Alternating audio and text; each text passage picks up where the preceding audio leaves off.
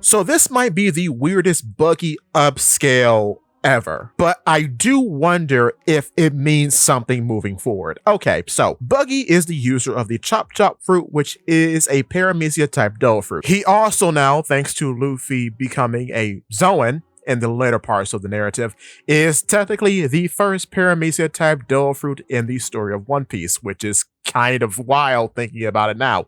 But to continue, he has the weird ability to be completely invulnerable to cutting like force. And he can actually fly as long as his feet are planted on the ground. However, he defies this rule in his first arc, technically. Even though the rule of the Chop Chop fruit is mentioned in that arc, the Orangetown arc, he does defy it slightly because one of the most interesting attacks that he has is called Chop Chop Buzzsaw, in which he uses the blades in his shoes and throws his entire lower torso out, spinning it like a buzzsaw. However, his feet are off the ground, yet his upper body remains floating. And I find that very interesting because his feet can't fly, yet he's able to throw his entire lower torso out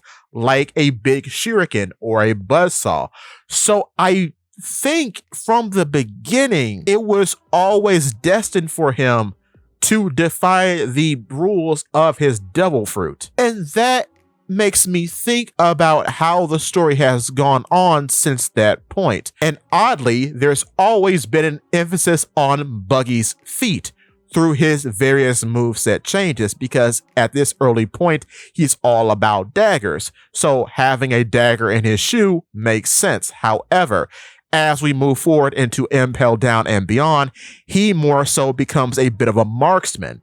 And the weapon of choice for him from that point forward becomes the Muggy Ball, a smaller version of the Buggy Ball that he did use in the Orangetown arc, but it can be stored in his shoe. It's amazing that he's able to concoct such weaponry, but that's a different video for another time.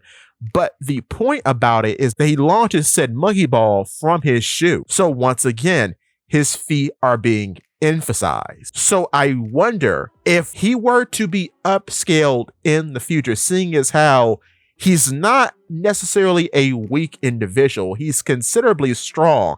One might even consider him a superhuman, but seeing as how a lot of people who just so happen to have super strength stumble on aspects of the six powers, I wonder in the future, would he be able to perform things like moonwalk or even tempest kick because of the emphasis that has always been put on his feet? And then if he develops moonwalk, what does that mean for the rules of his devil fruit? Is he still able to fly with the rest of his body segments if his feet are performing moonwalk? Or with tempest kick, I wonder if the rumors are true and he can imbue the power of splitting into perhaps a projectile or an attack from his own body, would that then affect more offensive capabilities like tempest kick, seeing as how his kicking strength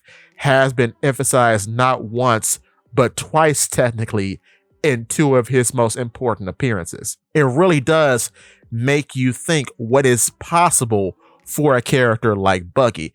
And as I've said in other videos, I do think that the deuteragonist of this series is not Zoro, but Buggy, because Buggy, like Luffy, gets all of these weird upgrades and important named characters to be in their entourage throughout the series. But time will tell, but I do think with how much is available to characters now, given the mechanics of how things have been presented over the course of the series, I think we can expect some big things from Buggy in the future.